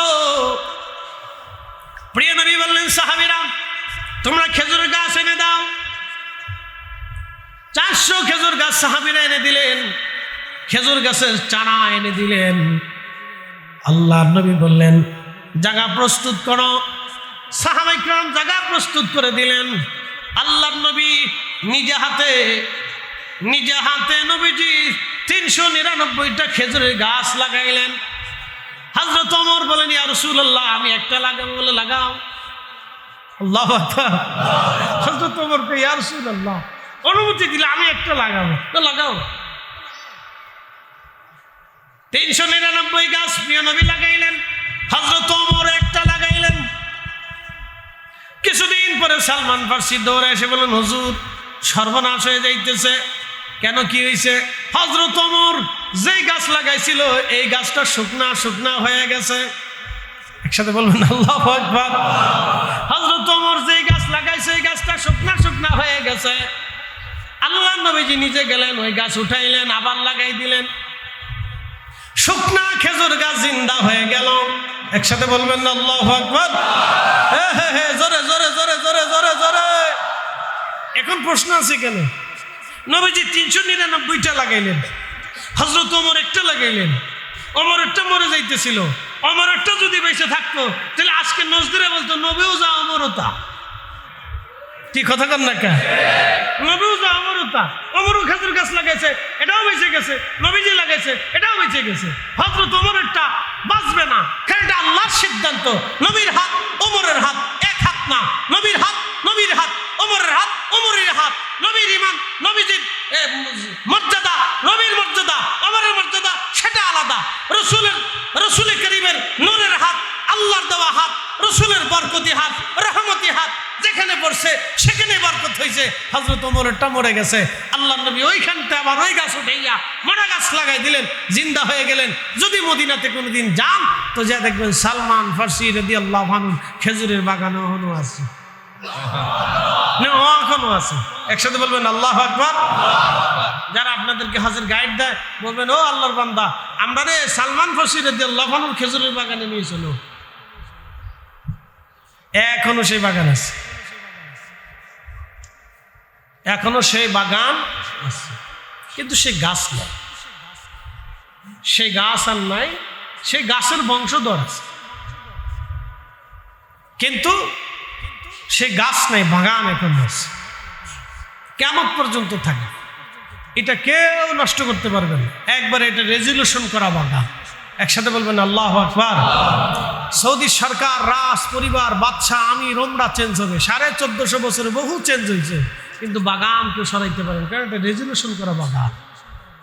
সালমান ফারসি রাদিয়াল্লাহু আনহুর বাগান, এখানে কেউ হাত দেবে না। প্রিয় উপস্থিতি, সেই সালমান ফারসির কথা বলছিলাম। খন্দকের যুদ্ধের ময়দানে ওনার মসজিদ আছে, উনি যেইখানে বৈশা যুদ্ধের নেতৃত্ব দিয়েছিলেন সেই মসজিদ, এখানে সেই মসজিদ বানানো আছে। যদি খন্দকে যান, আল্লাহর মেহবুব যেই মসজিদে বসে যুদ্ধের নেতৃত্ব দিয়েছিলেন সেই মসজিদ এখনো আছে। যেই মেহরাবে নবীজি নামাজ পড়িয়েছিলেন সেই মেহরাবটা এখনো আছে। যদি যান ওখানে 2 রাকাত নামাজ পড়ে দোয়া করে আসবেন। মারহাবা বলবেন না? আল্লাহর হাবিব যেখানে বসছিলেন এখানটা এখনো আছে। হ্যাঁ, যাবেন যাবেন। খালি হজ করে আসেন না, ঘুরে ঘুরে এগুলো দেখে আসেন। খালি ওমরা করে আসবেন না, ঘুরে ঘুরে এগুলো দেখে আসবেন, তাতে অন্তরের প্রশান্তি আসবে, ভালো লাগবে, এগুলি ইমান বৃদ্ধি পাবে। এগুলি ঘুরে ঘুরে দেখে আসবে। সবচেয়ে বেটার হয় যারা সুন্নি গাইডেড যদি থাকে আপনাদের, ওনাদের মাধ্যমে গেলে আপনাদের জন্য সুবিধা হবে। ওনাদের কাছ থেকে ঘুরে ঘুরে ঘুরে ঘুরে দেখে দেখে আসবে, তাতে ইমানের বৃদ্ধি পাবে এবং আপনার সার্থকতা আসবে। যেন আমি দেখছি, ভালো লাগছে, ভালো লাগছে, জীবনের একটা সার্থকতা আছে। এই সার্থকতা আসবে, সফরের একটা সার্থকতা আসবে। তো এই খন্দকে সালমান ফারসি রাদিয়াল্লাহু আনহু যেখানে, এখানে মসজিদ আছে। হযরত আলী কাররামাল্লাহু ওয়াজহু, ফাতেমা রাদিয়াল্লাহু আনহা দুইজনে যেখানে বসে যুদ্ধের নেতৃত্ব দিয়েছিলেন এখানেও আছে, মসজিদ আছে। এখান থেকে হেঁটে হেঁটে হেঁটে হেঁটে কিছু দূরে আগাইয়া ঘুরে আসলে হযরত জাবের রাদিয়াল্লাহু আনহুর বাড়ি। এই বাড়িটা এখন মসজিদ কমপ্লেক্স করে সৌদি সরকার সংরক্ষণ করে রাখছে। সে আগের বাড়ি নাই, কিন্তু মসজিদ কমপ্লেক্স করে এটাকে সংরক্ষণ করে রাখছে জাবির রাদিয়াল্লাহু আনহুর বাড়ি। তিনি আশিকে রাসূল ছিলেন। এই খন্দকের খাল খনন করতেছিলেন নবীজি। খাল খনন করার সময় বিরাট বড় পাথর করলো, 10 ফিট চওড়া, 10 ফিট গভীর পাথর। তো তখন তো ক্রেন ট্রেন, এই অত্যাধুনিক যন্ত্র ব্যবস্থা ছিল না, তো পাথর কেমনে সরাবে? সাহাবায়ে কেরাম এসে বললেন, ইয়া রাসূলুল্লাহ, পাথর কেমনে সরাবে? প্রিয় নবী বললেন, হাতুড়ি আনো। আল্লাহ হাবিব পাথরের কাছে গিয়ে হাতুড়িতে পাথরে একটা আঘাত করলেন। একসাথে বলবেন মারহাবা। একটা ছোট্ট আঘাত করলেন, বেশি শক্তি দিয়ে করা লাগে না, এটা নবুয়তি শক্তি। আঘাত করলেন হাতুড়ি দিয়ে, ছোট হাতুড়ি দিয়ে আঘাত করলেন। 10 ফিট চওড়া, 10 ফিট ডিপ, দৈর্ঘ্য প্রস্থে 10 ফিট করে, একবারে লম্বা 10 ফিট, দৈর্ঘ্যে 10 ফিট, প্রস্থে 10 ফিট, গভীরতা 10 ফিট। এত বড় পাথর। সাহাবায়ে কেরামের চিন্তা, আমরা তো খাল খনন করছি, কাফেররা যদি পাথরের উপর দিয়ে এসে চলে যায় তো আমরা যুদ্ধে আমরা পরাজিত হয়ে যাই। আল্লাহর হাবিব পাথরে আঘাত করলেন, 10 ফিট গভীর পাথর আঘাত করলেন ছোট্ট হাতুড়ি দিয়ে। পাথর 3টা খণ্ডে বিভক্ত হলো, হাতুড়ি মারার সাথে আগুনের ফুলকি বের হলো। নবীজি বললেন, সাহাবীরা, পারস্য সাম্রাজ্য বিজয় হবে। সুবহানাল্লাহ। কে আসতে হয়ে গেল না? জোরে বলেন না, না, জোরে জোরে জোরে জোরে জোরে জোরে জোরে একসাথে বলেন তো, আল্লাহু আকবার, আল্লাহু আকবার। জোরে বলেন আল্লাহু আকবার। কোন সাম্রাজ্য? জোরে বলেন। পারস্য বুঝেন তো, এখনকার ন্যাটো। এখন বাংলাদেশের সেনাপ্রধান যদি বলে আমরা ন্যাটো দখল করব, তো আপনার বাঙালিরা সবাই কইছে উনি পাগল হয়েছে, ওনার ওই পদ থেকে বাদ দিয়ে নতুন আরেকজনকে বসান। এখন যদি বাংলাদেশের সেনাপ্রধান বলে আমরা ন্যাটোর সাথে যুদ্ধ করব, ন্যাটো তো বুঝতেছেন আপনারা 21টা পৃথিবীর পরাশক্তি দেশ, যাদের সম্মিলিত অর্থনৈতিক এবং সামরিক জোটের নাম হচ্ছে ন্যাটো। ন্যাটো শয়তানি জোট, এটা শয়তানি জোট আর কি। হ্যাঁ, মুসলিম মারার জোট এটা। আমার দিকে তাকান, ন্যাটো। এখনকার ন্যাটো, তখনকার পার্সিয়ান সাম্রাজ্য। এবার আসেন, আল্লাহ রসুল মেহবুবে আলা নবী আর একটা আঘাত করলেন, আগুনের ফুলকি বের হলো। প্রত্যেক খণ্ড, যে 10 ফিট চওড়া পাথর 3 খণ্ড হয়েছিল, সেই প্রত্যেকটা খণ্ড আরো 3টে করে খণ্ড হয়ে গেল। মারহাবা বলবেন না? 3টে খণ্ড, আগুন বের হয়ে গেল। প্রিয় নবী বললেন, সাহাবীরা, রোম সাম্রাজ্য বিজয় হবে। হ্যাঁ, আরো জোরে জোরে জোরে জোরে জোরে চিৎকার মেরে বলেন আল্লাহু আকবার। কোন সাম্রাজ্য? রোম। এখনকার দিনের ওই রুশিয়ান জোট, রাশিয়ান জোট। রাশিয়ান জোট বলছেন, রাশিয়া, চায়না, উত্তর কোরিয়া, ইরান, এই ওনাদের বেল্ট আর কি, ধরে নেন আর কি। পৃথিবী এখন 2 ভাগে বিভক্ত, একটা আমেরিকান জোট আর একটা রুশিয়ান জোট। 2 জোটের অর্থনৈতিক আর অস্ত্রের মহড়ার পাল্লা চলতেছে, খালি শান মারতেছে, ধার মারতেছে কেন? আচ্ছা বলেন তো, 2 কুফার বাহিনীরে আল্লাহ 2 ভাগে বিভক্ত করে দিল কে? জানেন, ওরা যদি এক থাকতো তাহলে মুসলমানের পিঠের চামড়া থাকতো না। মনে রেখেন, ওরা যদি সবাই এক থাকতো তাহলে মুসলমানের পিঠের চামড়া থাকতো না। এই জন্য আল্লাহ 2টারে 2 গ্রুপ করে রাখছে। কিয়ামত পর্যন্ত এরকম থাকবে, ইমাম মাহদী আলাইহিস সালামের আগ পর্যন্ত। ইমাম মাহদী আলাইহিস সালামের আগ পর্যন্ত এরকম 2টা গ্রুপ করে রাখবে আল্লাহ। নাহলে মুসলমানের জান থাকবে না। একটা মুসলমানের পক্ষ নেবে আর একটা বিরোধিতা করবে। এই দেখেন, আগে থেকেও ছিল, এখনো আছে, এই কিয়ামত পর্যন্ত থাকবে। খুব মনোযোগ দেন। বিরাট বড় সাম্রাজ্যের বিরুদ্ধে যুদ্ধ হবে, মুসলমানদের বিজয় হবে, এই কথা শোনার পরে সাহাবায়ে কিরাম খুশিতে উদ্দোলিত। কিন্তু মুনাফিক যারা, তারা কে দেখছনি, নিজের দেশই বসাইতে পারে না, এত আবার রোম সাম্রাজ্য, পার্সিয়ান সাম্রাজ্য বিজয় হবে। কি পাগলের পাগল! নাউজুবিল্লাহ, নাউজুবিল্লাহ বলবেন না? একসাথে বলেন। মদিনার মুনাফিক যারা ছিল, তারা হাই হাই দেখছনি, মুসলমানরা পাগল হয়ে গেছে। সেই দিন তারা বিশ্বাস করতে পারে নাই, কিন্তু ঠিক সাহাবায়ে কিরাম বিশ্বাস করেছিল। আমরা যেইভাবে রাসূলকে বিশ্বাস করি, বলে কিভাবে করি? সাহাবায়ে কিরাম ওইভাবে করতেন। আল্লাহু ওয়া রাসূলুহু আলাম, আল্লাহ জানে, নবী জানে, আল্লাহ জানে, নবী জানে, আল্লাহ জানে, নবী জানে। আমরা সুন্নিরা মানি, আল্লাহ জানে, নবী জানে। কথা কন না, ঠিক কিনা? কে জানে? জোরে বলেন, কে জানে? আল্লাহ জানে, নবী জানে। জোরে বলেন, কে জানে? আল্লাহু ওয়া রাসূলুহু আলাম, আল্লাহ জানে, নবী জানে। 100 লক্ষ সাহাবীকে নবী বললেন, কবর কি হবে জানো? বলে আল্লাহু ওয়া রাসূলুহু আলাম, আল্লাহ জানে, নবী জানে। 100 লক্ষ সাহাবীকে বললেন, বেহেশত কি জানো?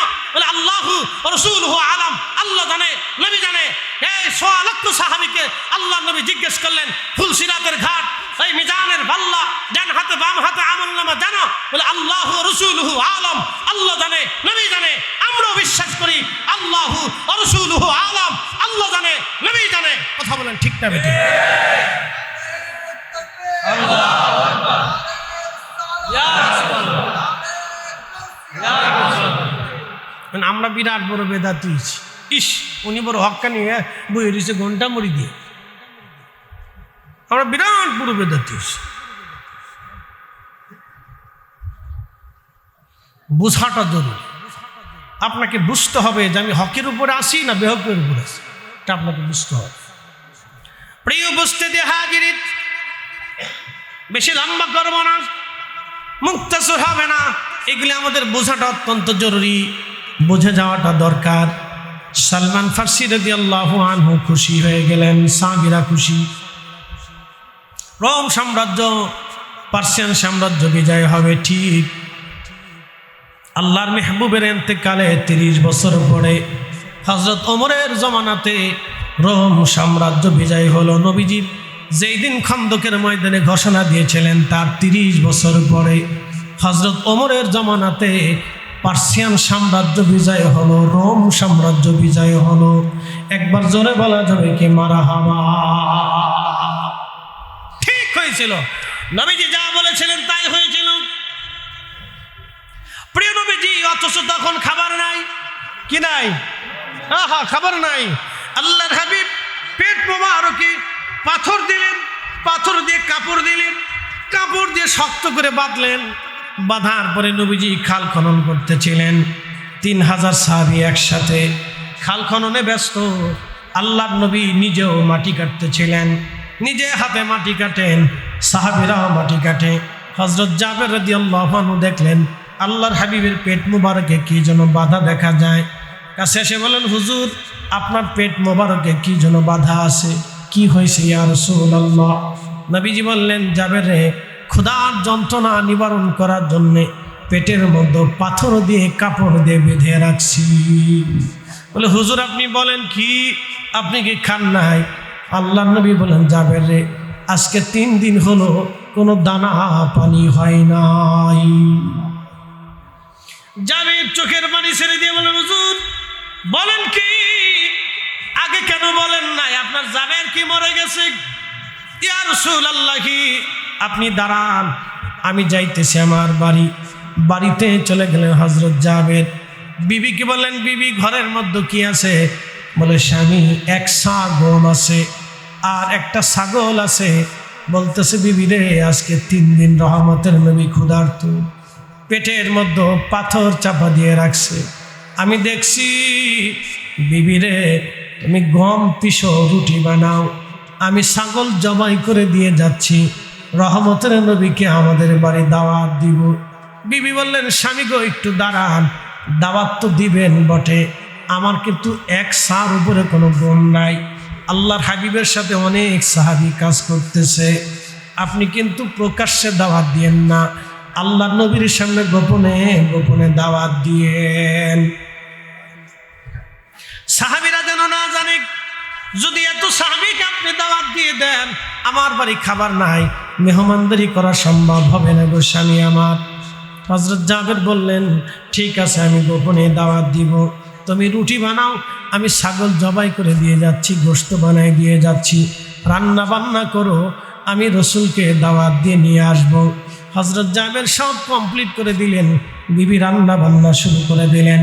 আল্লাহ রসুলের দরবারে হযরত জাবের কানে কানে যে বলেন, ইয়া রাসূলুল্লাহ, জাবেরের বাড়ি আপনার দাওয়াত, আমার বিবি রান্না বান্না চলতেছে। নবীজি বললেন, যাবে রান্না হলে খবর দিও। রান্না শেষ হয়ে গেল, হযরত জাবের দৌড়াই গেলেন, ইয়া রাসূলুল্লাহ রান্না হয়েছে, আপনি আসেন। আল্লাহ নবী বললেন, জাবের তুমি যাও বাড়িতে, আমি আসতেছি। আল্লাহ নবীজি বললেন, সাহাবীরা রে তোমরাও আসো, জাবেরের বাড়ি আমার দাওয়াত হয়েছে, আমি একা যাব না, তোমরা আমার সাথে আসো। আল্লাহ নবীজির সাথে একজন করে 3000 সাহাবীর সবাই রওনা দিয়ে চলে গেল। চিৎকার মেরে জোরে বলেন আল্লাহু আকবার। জাবাল আবু সিলার সামনে হযরত জাবের রাদিয়াল্লাহু আনহুর বাড়ি। জাবাল আবু সিলার সামনে হযরত জাবের রাদিয়াল্লাহু আনহুর বাড়ি। যদি কোনোদিন যান তো যে দেখে আসবেন। হযরত জাবের রাদিয়াল্লাহু তাআলা আনহুর বাড়িতে নবীজি রওনা দিয়ে চলে গেলেন। হযরত জাবের দেখলেন প্রিয় নবী আসছে। আল্লাহর নবী রহমতের নবী জাবের রাদিয়াল্লাহু আনহুকে ডাক দিলেন। দেখলেন সাহাবীরা নবীজির পিছন পিছন জাবেরের বাড়ির উঠান ভরে গেছে। হযরত জাবেরের স্ত্রী ভয় পেয়ে গেলেন, হায় হায় হলো কি? দাওয়াত দিলাম নবীকে, আমার তো একশা গম, একটা মাত্র ছাগলের গোশত, তেমন তো আর কিছুই আমার ঘরে নাই, কি করে মেহমানদারি হবে? তিনি স্বামীরে ডাক দিলেন, স্বামী গো ভিতরে আসেন তো। করছেন কি আপনি? হায় হায়, সর্বনাশ করে ফেলছেন। আপনারা না কইলাম দাওয়াত দিবেন কানে কানে, আপনি এত মানুষ দাওয়াত কেমনে দিলেন? বলতেছে, স্বামী বিবি আমার কি দোষ? আমি তো কানে কানে দাওয়াত দিয়েছিলাম, কিন্তু রহমতের নবী নিজে একা আসতে পারে নাই, সবাইকে দাওয়াত দিয়ে নিয়ে আসছে। আমি কি করব? স্ত্রী বলতেছে, স্বামীরে সর্বনাশ হয়ে গেল, আজকে এত মানুষের মেহমানদারি আমি কেমনে করাবো? জাবের বললেন, আল্লাহর হাবিবের কাছে যায় দেখি। নবীজি বলেন, জাবের রে কি পরিমাণে? বলি, ইয়া রাসূলুল্লাহ, এক সা গম আর একটা ছাগলের গোশত, এছাড়া আর কিছুই আমার ঘরে নাই গো নবীজি। নবী বলেন, জাবের চিন্তা করো না, আমি নবী নিজে হাতে আজকে সবাইকে মেহমানদারি করব। চিৎকার মেরে বলেন মারহাবা। বেশি বেশি খাবে, যতদূর পারেন মিলাদুন নবী সাল্লাল্লাহু আলাইহি ওয়াসাল্লামের মাহফিলে গরু জবাই করিয়া, মোষ জবাই করিয়া, প্রয়োজনে উট জবাই করে খাবে। কি কথা বল না, বেশি করে খাবেন। আমরা খাবো, হ্যাঁ হ্যাঁ করে জ্বলতে থাকো, জ্বলুক। ও ছাতা দেখার সময় নেই, ওগুলোর দিকে ফিরেই তাকাবেন না, কানেই নেবেন না। এসি গেট আউট, টাইম নেই, কানের ভিতরে ঢুকাবে, দূর দূর, ক্লিয়ার, বা কিছু কি নেই। মেহবুব আলা নবীজি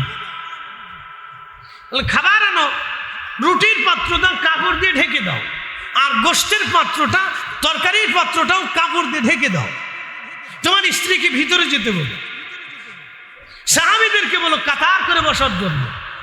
মারহাবা কর জাবির, সাহাবীদেরকে বলো কাতার করে বসার জন্য, কাপড় দিয়ে ঢেকে দাও, আমি নিজে হাতে বেড়ে দেবো। আজ আল্লাহু আকবার, একসাথে বলবেন আল্লাহু আকবার। রহমতের হাত, বাম হাত মুবারক রুটির পাত্রের উপরে প্রিয় নবী রাখলেন। 3টে রুটি বিসমিল্লাহ বলে বের করলেন, জাবেরের হাতে দিলেন। তরকারির পাত্রে হাত দিলেন, 1 চামচ তরকারি এনে রুটির উপরে দিলেন। আল্লাহ নবী জাবেরকে বললেন, জাবের রে সবার সামনে খাবার পৌঁছাও। এইভাবে দিতে দিতে দিতে দিতে 3000 সাহাবীর সামনে 3টে করে রুটি চলে গেল। যেমনে কোন মনে হয় আপনার বাড়িতে এরকম দিয়ে একবার ঘটছে? জোরে বলেন সুবহানাল্লাহ। হিসাব দেই, মানুষ 3000, রুটি গেল কয় হাজার? জোরে জোরে কয় হাজার? গম কয় মন? 1 সা 350 মতো 1 সা। মারহাবা কন 1 সা। আর ছাগল কয়টা? আমার ওই দেশের ছাগল কি মহিষের মতো? তো চামচ গেল কয় চামচ? 3000 চামচ তরকারি গেল, 9000 রুটি গেল। খাবার শেষ, প্রিয় নবী বললেন, জাবের মদিনাতে খবর দাও, বহু মানুষ ক্ষুধার্ত আছে। জাবের ঘোড়ার পিঠে জড়িয়ে ডাক দিছে, মদিনাবাসী তাড়াতাড়ি আসো। মানুষ আসলো আরো 15000। একসাথে বলবেন আল্লাহু আকবার। মহিলা বাচ্চা কাচ্চা দিয়ে আরো 15000 মানুষ আসছে। রুটি গেল আরো 45,000। সুবহানাল্লাহ বলেন। চামচ গেল আরো 15,000। হযরত জাবের বললেন, দেওয়া শেষ হয়ে যাওয়ার পরে আল্লাহর নবীজি 3টে রুটি নিলেন। 1টা রুটি বেশি নিলেন না, 3টে রুটি নিলেন। আর তরকারি নিয়ে বললেন, জাবের যা খাবার আছে সব তোমার। হযরত জাবের বললেন, পাত্রের কাপড় উল্টায় দেখলাম যা আছে তাই, কমেও নাই বাড়েও না।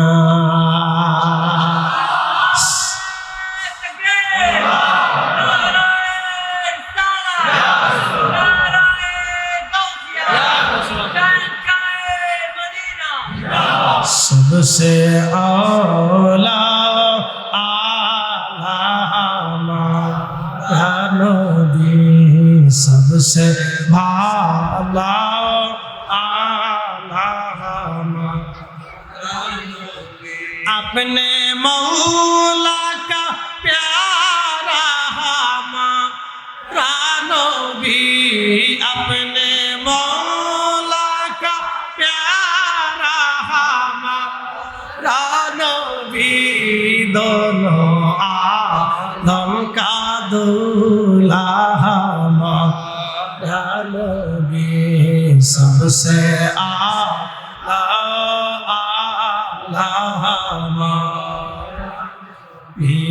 सबसे भाला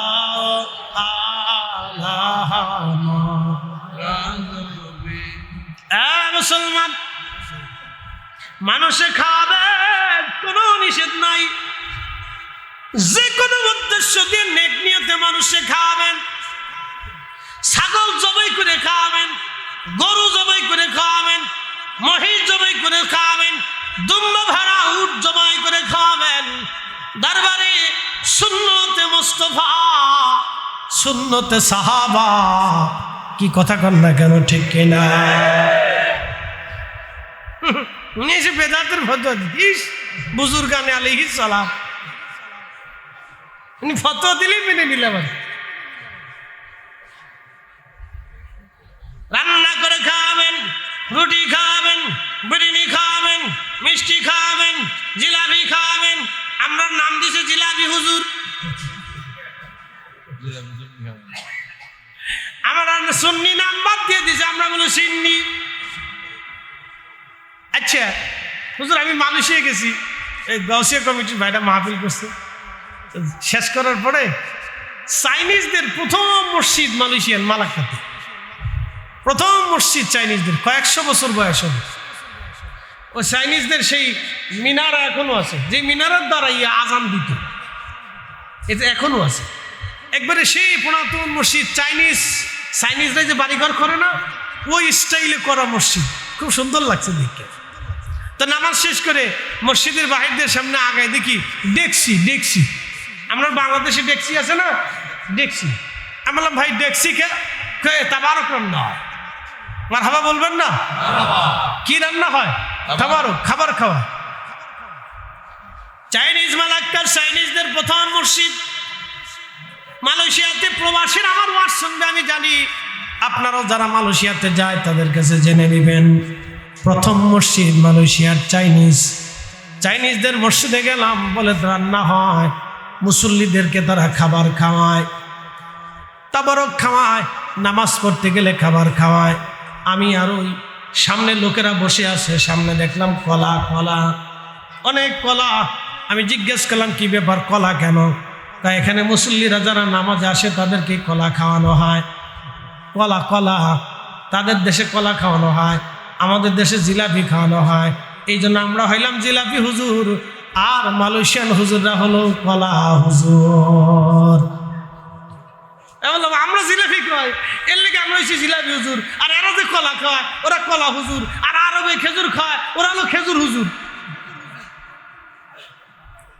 তার মানে বোঝা গেল আমাদের দেশে এই আমাদের জিলাপি, তাবারক, সিন্নি নিয়ে যারা ট্রোল করে, এর যারা বিরোধিতা করে, সবকটা মস্তিষ্কের ভিতরে অসুস্থতা আছে। এ সবাই রোগী, এদেরকে বেশি করে সিন্নি খাওয়া রোগ সারাইতে হবে। কথা কন না, ঠিক কিনা? অসুস্থ বেমারি, সিলেটকে বেমারি, অসুস্থ। হ্যাঁ, অসুস্থ না হলে কেউ খাবার নিয়ে ট্রোল করে না, এক ধরনের অসুস্থতা। আল্লাহ এদেরকে সুস্থ করুক, আমরা দোয়া করি, বলে না আমিন। যেন সুস্থতা দেয় আল্লাহ। আল্লাহ রসুল খাবার খাওয়াইলেন, 3000 সাহাবী খাইল, মদিনার মানুষও খাইল, হাজার রুটি চলে গেল। অথচ রুটি মাত্র 1 সা গমের রুটি, আর একটা ছাগলের তরকারি দিয়ে, গোশতের তরকারি দিয়ে 54,000 চামচ চলে গেল। সারা মদিনার মানুষ খাইল। কি আশ্চর্য! জাবের রাদিয়াল্লাহু আনহু সেই মেহমানদারির কথা তারিখে সিরাতে ইমাম ইবনে কাসির আল বেদায়াতে কত চমৎকার করে আইম্মে کرام লিখে রাখছেন। তার বাড়িটাও এখন অক্ষত অবস্থায় রেখে দেওয়া হয়েছে। সেই স্মৃতিস্বরূপ খন্দকের সেই মসজিদে রেখে দেওয়া হয়েছে। সেই স্মৃতিস্বরূপ তার মেহমানদারির কথাও কিতাবের ভিতরে কত চমৎকার করে লেখা আছে। যদি কোনোদিন মদিনাতে যান তো ঘুরে ঘুরে দেখে আসলে আত্মতুষ্টি আসবে, মনের শান্তি আসবে। আর এই আমার ওয়াজের কথা মনে পড়বে যে হুজুর ওয়াজ করছিল, তখন ওয়াজ কানের ভিতরে বাজবে যে ওয়াজের সাথে বাস্তবতার কি মিল রে। হ্যাঁ, আমি দেখে দেখে ওয়াজ করতেছি, না দেখে ওয়াজ করতেছি না, এবারে দেখে দেখে ওয়াজ করতেছি। প্রিয় উপস্থিতি আমার, আল্লাহ আমাদেরকে মানুষের বেশি বেশি খাওয়ানোর তৌফিক দিক বলে না আমি খাওয়াই দিন। রসুলের এসকে আমি খুশি হব না তো খুশি কি হবে? আল্লাহ নবী আসছেন, আমি খুশি হব না তো কে হবে? আমি তার জন্য বাড়ি সাজাবো না তো কে সাজাবে? আমি তার জন্য আনন্দিত হব না তো কে হবে? আমি তার জন্য এসকে ছাগল জবাই করে এই তাবরুক রান্না করে মানুষের খাওয়াবো না তো কে খাওয়াবে? তা আমরাই তো খাওয়াবো, কথা কন না, ঠিক কিনা? আমরাই তো খাওয়াবো, তো কে খাওয়াবে? শয়তানে খাওয়াবে জীবনে? ও তো এটা বন্ধ করতে খুশি, এ বন্ধ করতে বললেও খুশি। ও যে কি জ্বলা জ্বলে জানেন, ও জ্বলতি জ্বলতি শেষ, ওরে বরফ মেরে ঠান্ডা করতে হবে, যে জ্বলা জ্বলে, বাপ রে বাপ, ওর সিপাই সিপাই সিপাই সিপাই জ্বলে। আল্লাহু আকবার। আল্লাহ আমাদেরকে ইশকে রাসূল দিয়ে আমাদের কলিজাকে আল্লাহ জিন্দা বানাই দিন, বলেন আমিন। এটা মনে রাখবেন সারা জীবন। সাহাবায়ে কেরামের জিন্দেগি যদি দেখেন আপনি আশ্চর্য হবেন। আহা, জীবনের সব দিয়ে দিয়েছে সাহাবীরা। আপনি বুঝছেন 3 দিন মদিনাতে কোনো খাবার ছিল না, কি খাবে কিচ্ছু জানে না, কিন্তু রসুল জিহাদের জন্য ডাক দিছেন, সেই ইশকে সব সাহাবীরা পাগল করা হয়ে গেছেন। বাড়ি ঘর, খাবার দাবার, বেচা বিক্রি, সংসার সব ছেড়ে দিয়েছিল, সেই সব ছেড়ে দিয়েছিল। এইভাবে তাদের জীবন পার হয়েছে। আমি মহান সাহাবায়ে কেরামের জিন্দেগি নিয়ে আপনাদের সামনে উপস্থাপন করলাম। আল্লাহ আমাদেরকে এই মানে কিনে বলিয়ান করে দিক, আমরা যেন বেশি পরিমাণে আল্লাহর পথে রসুলের দেশকে আমরা যেন অর্থ ব্যয় করতে পারি। এই যে আপনারা অর্থ ব্যয় করছেন না, ও অর্থ দিছে কে? না, একসাথে বলেন, কে দিছে? রিজিক কে দিছে? আল্লাহ দিছে, আল্লাহ দিছে। তাহলে আমরা খাওয়াই? আমি ভাবছিলাম যে বাংলাদেশের মনে দরবারগুলিতে খাওয়াই, আমি দিই না। মালয়েশিয়াতে হুজুর গাউসে পাকের আওলাদের দরবার কোন জায়গায় জানেন? এক সাগরের দ্বীপের ভিতরে। আমি হেনও গেছি, আজকে দেখতে হবে আমার।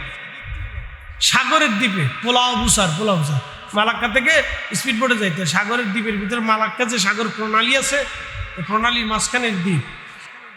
এই দ্বীপের ভিতরে হুজুর গাউসে পাকের আওলাদ সুলতানুল আরিফিন শায়েখ ইসমাইল বগদাদি আল হাসানি আল হুসেইনি রাহিমাহুল্লাহের মাজার। হুজুর গাউসে পাকের কলিজার টুকরা একজন সন্তান সুলতানুল আরিফিন হযরত ইসমাইল বগদাদি, হুজুরের সরাসরি আওলাদ, ছেলে ছেলে কলিজার টুকরা সন্তান। কালেমার দিন, কালেমার বীজ বপন করার জন্যে সুদূর মালয়েশিয়ার মালাক্কার সেই সাগরের দ্বীপের ভিতরে ঘুমিয়ে আছেন এখনো। প্রত্যেক জুমার দিনে আর রবিবারে সরকারি ছুটির দিনে হাজার হাজার মানুষ ওইখানে যায়। আমি ওইখানে যাই দেখি মেহমানদের ব্যবস্থা। বললাম ব্যাপার কি? এইখানেও প্রত্যেক জুমার দিনে খাবার খাওয়ায়, প্রত্যেক দিনে রান্না বান্না চলে, মেহমান আসলে খাবার খাওয়ায়। ওখানে যাই দেখি কলা, আমি কলা খায়, কলা খাওয়ায়, যাক কলা হুজুর এখানেও আছে। খালি ফতোয়া বাংলাদেশে। ওই মসজিদের মুয়াজ্জিনকে আযানের আগে আমি সালাতু সালাম কোরআন শরীফ তেলাওয়াত করতে দিচ্ছি, খালি ফতোয়া বাংলাদেশে। ইস, ধর্ম চলে গেছে একবারে, ফতোয়া মাগতেছে, ধর্ম শেষ, বেদাত সৃষ্টি হয়ে গেছে। ইস, উনি বেদাত সৃষ্টি হয়ে গেছে। বেটা, পতিতালয় বন্ধ করতে পারো নাই, সুদের কারখানা বন্ধ করতে পারো নাই, ঘুষের কারবারি বন্ধ করতে পারো নাই, জুলুম বন্ধ করতে পারো নাই, অন্যায় বিচার বন্ধ করতে পারো নাই। এই আজ পর্যন্ত লক্ষ লক্ষ যুবকরা নেশা করে ধ্বংস হয়ে যাইতেছে, আজ পর্যন্ত কোনো নেশার গদিতে আগুন লাগাইতে পারি নাই। আমরা এসে মিলাদুন নবীর জুলুস বন্ধ করতে, আমরা এসে মিলাদুন নবীর মাহফিল বন্ধ করতে, আমরা এসে তাবারক খাওয়া বন্ধ করতে, আমরা এসে ফাতিহা বন্ধ করতে, আমরা এসে দোয়া বন্ধ করতে, আমরা এসে নবীর দুরূদ সালাম বন্ধ করতে। আমরা রে আল্লাহ এই টেন্ডার দেয় নাই, আমাদেরকে আল্লাহ জমিনে দিয়েছিল অন্যায় বন্ধ করার জন্য, ইনসাফ প্রতিষ্ঠিত করার জন্য। কথা বলেন ঠিক কিনা? যে কাজ আল্লাহ দিছে এই কাজ করতে পারি না, করি উল্টাটা।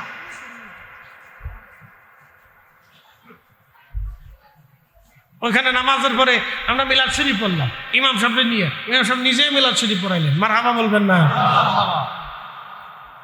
জিয়ারতের সময় আমরা মিলাদ শরীফ পড়লাম, তো দেখলাম অলিদের দরবারে কিছু পাগল থাকে, ওইখানেও দেখলাম কিছু মানুষ আরে এটা আধুনিক মালয়েশিয়ার ভিতরেও দুনিয়া বিরাগী কিছু মানুষ এসে তসবিহ তাহলিল জিকিরি ফিকিরে বসে দিচ্ছে।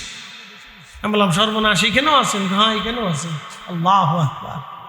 প্রিয় ভাই আমার, তখন আমি বুঝলাম ওইখানে দাঁড়াইয়া যে ওলিদের তবকা কোনোদিনও বন্ধ হবে না, কোথাও না কোথাও থেকে আল্লাহ বের করে নিয়ে আসবে। ওলির দরজা বন্ধ হবে না, ওলি চলমান থাকবে, যে যতই চেষ্টা করুক কাজ হবে না, এটা থাকবে। ওনাদের ফিউজুদ সারা দুনিয়া ব্যাপী। প্রিয় ভাই আমার, এই জন্য কুনসির ফিল আর, দুনিয়া ঘুরে ঘুরে দেখো, দুনিয়া ঘুরে ঘুরে দেখো। আমরা অনেক সময় গজল বলি ওলি আল্লাহর বাংলাদেশ, শুধু বাংলাদেশ ওলিদের না, সারা পৃথিবী ওলিদের। কি কথা কর না কেন? সারা দুনিয়া ওলিদের। ওলি যেখানে গেছে ইসলাম সেখানে গেছে। একসাথে বলবেন না আল্লাহু আকবার। ওলি যেদিকে গেছে ইসলাম সেদিকে গেছে, ওলি যেদিকে গেছে ইসলাম সেদিকে গেছে। সারা দুনিয়া ওলিদের, সারা দুনিয়া ওলিদের, শুধু বাংলাদেশ না, সারা দুনিয়া ওলিদের। আল্লাহ সে ওলিদের পথে আমরা কবুল করুন, বলেন আমিন। চলবে, এগুলি সারা দুনিয়াতে আছে। ও কে কি ফতোয়া দিল ওগুলোর দরকার নেই, টাইম নেই। মেলা মাহফিল চলবে না? না, একসাথে বলেন মাহফিল চলবে। মিলাদুন নবী সাল্লাল্লাহু আলাইহি ওয়াসাল্লামের মাহফিল চলবে। একসাথে বলেন, হাত উঁচু করে বলেন চলবে, চলবে। ও কারো ফতোয়া দেখার টাইম আমাদের সোজা হিসাব, হিসাব সহজ। বিনা দলিল আল্লাহ, বিনা দলিলে আল্লাহ, কোন দলিল নেই, বিনা দলিল আল্লাহ। আল্লামা ইমাম ফখরুদ্দিন রাজি রহমতুল্লাহ সেই ঘটনার মতো, ওনার এই অসুস্থতা এসে গেল, খুব মুমূর্ষ অবস্থা। এই সময় শয়তানের সাথে বহাস শুরু হয়েছে। শয়তান এসে ইমাম ফখরুদ্দিন রাজি দলিল দেওয়া আল্লাহ এক। ইমাম ফখরুদ্দিন রাজি দলিল দিচ্ছেন, শয়তান খণ্ডন করতেছে। শুনবেন, শয়তানে কিন্তু যুক্তি সুন্দর, খালি খণ্ডন খণ্ডন খণ্ডন খণ্ডন খণ্ডন, দলিল খণ্ডন, দলিল খণ্ডন, খণ্ডন করতে করতে পেরেশান হয়ে গেছে। যত দলিল দেয় শয়তান খালি খণ্ডন করে, যত যুক্তি দেয় তত যুক্তি খণ্ডন করে। ইমাম ফখরুদ্দিন রাজি পেরেশান হয়ে গেছে। আল্লামা নজরুদ্দিন কুবরা রাহিমাহুল্লাহ তিনি মুরাকাবায় বুঝতে বললেন সর্বনাশ, ফখরুদ্দিন রাজের শয়তান বিপদে ফেলতে যাচ্ছে। তখন তিনি অজু করতেছিলেন, বললেন অজুর পানি আনো তাড়াতাড়ি। অজুর পানি আনাইলেন, অজুর পানি নিক্ষেপ করে দিয়ে বললেন, ফখরুদ্দিন তুমি বলো বিনা দলিল আল্লাহ। একসাথে বলবেন আল্লাহু আকবার। কোন দলিলে? বিনা দলিল আল্লাহ, বিনা দলিল আল্লাহ। পানি এসে পড়লো, আল্লাহু আকবার। পানি এসে ইমাম ফখরুদ্দিন রাজের মুখে পড়ার পর হুঁশ ফিরে আসলো। শয়তান বিনা দলিল আল্লাহ, কোনো দলিল লাগবে না। শয়তান দৌড়ায়, হা পারলাম না আজকে পারলাম না রে, বিনা দলিল আল্লাহ। তা আমরার কাছে বিনা দলিল আল্লাহ। নাস্তিকরা এসে বলবে তোমার আল্লাহ এক, দলিল কি? দলিল লাগবে না রে বেটা, বিনা দলিল আল্লাহ। কি কথা কর না কে? সাহাবীরা দলিল চাই নাই, পিঠের চামড়া উঠে ফেলছে কাফেররা। হযরত বেলালের পিঠের চামড়া উঠেছে, খাব্বাবের পিঠের চামড়া উঠেছে। ওয়াসিল কারণের খোদাই খোদাই সারা জীবন চলে গেছে। হযরত সালমান ফারসির পিঠের গোশত উঠিয়ে ফেলছে। সাহাবা কিরামের জীবন চলে গেছে, জিন্দেগি চলে গেছে, স্ত্রী পুত্র পরিজন সেরেছে, জমি জমা সেরেছে, বাড়িঘর সেরেছে। বিনা দলিল আল্লাহ, দলিল লাগে না, বিনা দলিল আল্লাহ, বিনা দলিলে রাসূলের গোলামি নিছে। কথা কন না ঠিক কিনা? দলিল লাগবে না। আমরা বিনা দলিলে রাসূলের গোলামি চাই।